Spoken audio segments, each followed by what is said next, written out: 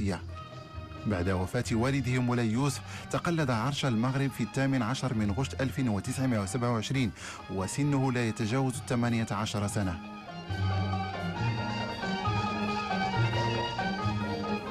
وبينما كان الشعب المغربي يراهن على الملك الشاب قيادة ملحمة التحرير، فإن المستعمر الفرنسي كان هو الآخر يراهن على استغلال صغر سن السلطان لكسب الوقت إلى حين إخماد فتيل المقاومة المسلحة التي انتفضت في قبائل المغرب من شمال إلى جنوب.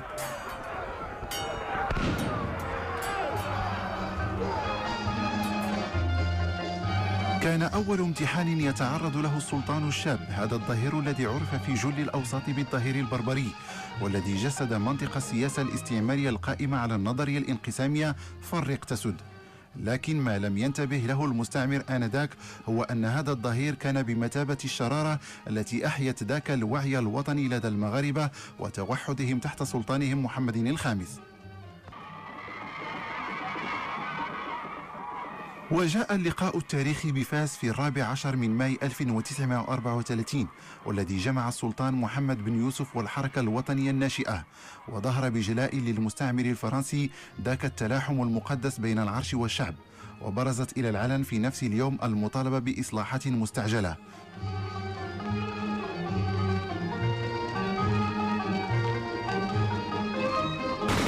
5 سنوات بعد ذلك اندلعت الحرب العالمية الثانية، ساهم المغاربة إلى جانب الجنود الفرنسيين في الدفاع عن الحلفاء، وكانت العاصمة الفرنسية باريس في يوليوز 1945 على موعد تشريف الملك بدعوة من الجنرال دوغول اعترافا بالجميل تجسد في توشيح السلطان بوسام رفيق التحرير. وخلال هذه الزيارة طالب محمد الخامس باستقلال المغرب، وعاد إلى وطنه بقرارات مهمة من بينها إطلاق سراح المعتقلين السياسيين وتمتيع المغاربة بحرية الصحافة والتعبير. لكن ما فتئت الأمور أن تدهورت، وشهد كريان بن مسيك بالدار البيضاء في الأسبوع الأول من أبريل 1947 إحدى أبشع المجازر الفرنسية، قتل فيها أكثر من 2000 مدني أعزل بأوامر من بونيفاس بهدف تنهي الملك عن زيارة مدينة طنجة. وخلقوا الحدث ديال كريان بن مسيك في الدار البيضاء اللي مشاو الجنود السنغاليين هناك هجموا على الناس، ومات فيه واحد العشرات ديال المناضلين ديال الوطنيين المغاربه، وتعتقل واحد العدد، وهذا كله نتيجه باش محمد الخامس يتراجع على الرحله ديالو لطنجه. ولكن محمد الخامس ما تناش هذا رغم الالام اللي كان كيحس به تجاه مواطنيه، ولكن كان كيشوف ان الموقف يتطلب السير في الخطوات اللي بداها مع الحركه الوطنيه في 44.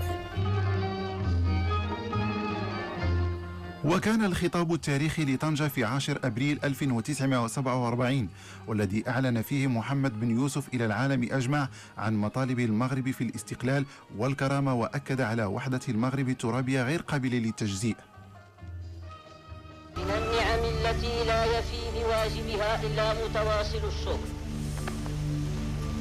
نعمة الاجتماع بين قلوب اتحدت وجهتها وصفت محبتها وأخلصت لله عملها.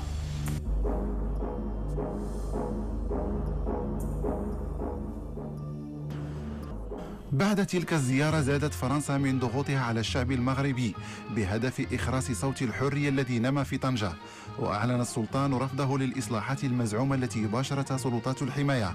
وعلى إثر فشل المفاوضات مع المسؤولين الفرنسيين لم يبقى أمام السلطان إلا العمل على إعلان معارضته لتوجهات الفرنسية بقيامه بسن سياسة رفض التوقيع على الضرائب. أمام هذا الوضع بدأت فرنسا تحضر لمؤامرة نفي السلطان، واستعانت من أجل ذلك بالأعيان الموالين لها والمجتمعين وراء القلاوي باشا مدينة مراكش، حيث حرروا عريضة تسير في اتجاه سحب الشرعية الديني عن السلطان محمد بن يوسف.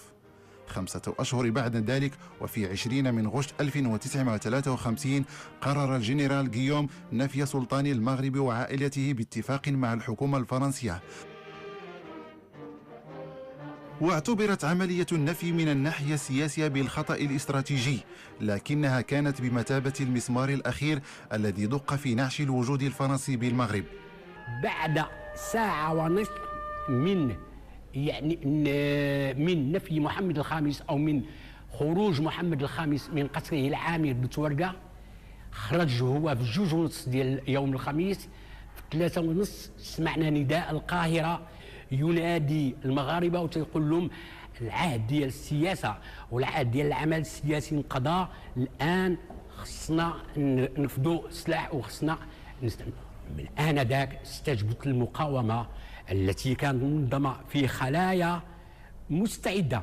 النفي ديال محمد الخامس أعطى واحد الشهرة للحركة الوطنية المغربية، وأعطى شهرة كذلك لتأييد كل الشعب المغربي المواقف ديال محمد الخامس، ولهذا الناس كلها علنت على الغضب ديالها، خاصة وأن النفي كان ليلة عيد الأضحى اللي كانوا فيه كل المسلمين معولين يضحوا.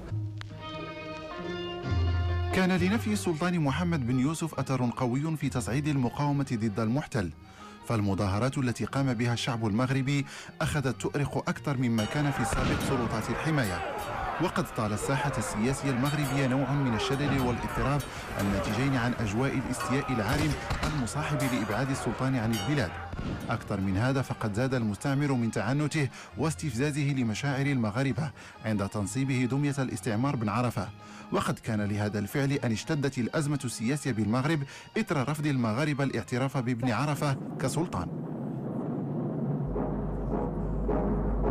كان تردد اشنو خصو يتعمل من بعد النفي ديال محمد، اشنو خصو يتعمل، ولكن جاء علال بن عبد الله يرحمه فتح الميدان ديال الكفاح، قال لهم ها الباب هو مفتوح، ها كيف خص الناس تسميتو باش الناس ما يبقاوش يتردوا ولا شنو كيعملوا، كل واحد خصو يهز موديه ولا يهز طوبه ولا يهز حجره ولا يهز اللي كان ضد الاستعمار. كل شيء كان كيبحث على السلاح في الدينام، لا من السياسه ولا بسميتو، كل شيء المغاربه كلهم كنلقاو داك الساعه الاطنان السلاح كان يشريوه بفلوسهم.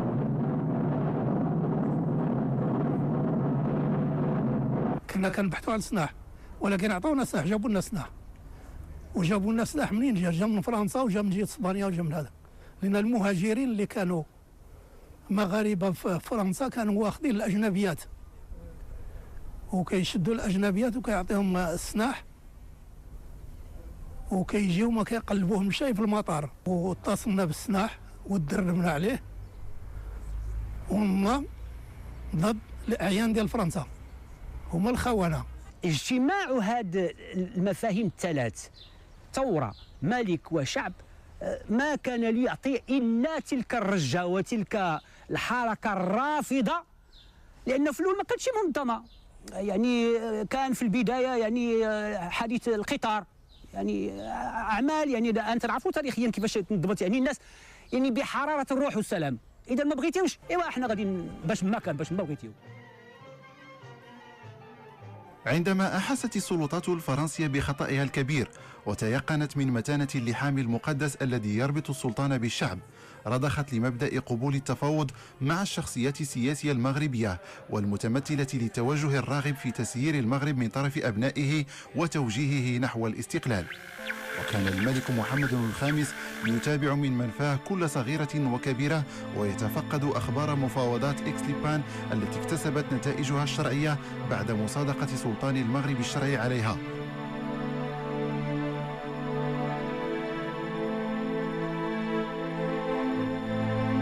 ومن سان جيرمان أونلي أبى جلالته إلا أن يزف إلى شعبه العزيز بشرى العودة الميمونة واستقلال المغرب.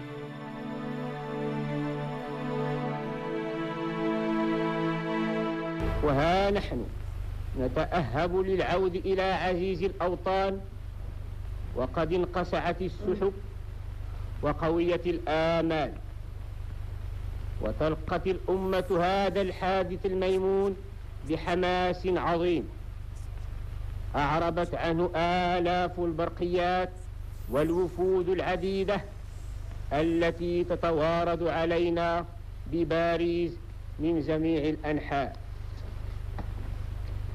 وسنعود إليك أيها الشعب النبيل إن شاء الله، ونحن على ما تعهد منا من إيمان قوي وثبات على المبدأ وسهر على مصالح الأمة وعمل على ما فيه خيرها وسعادتها.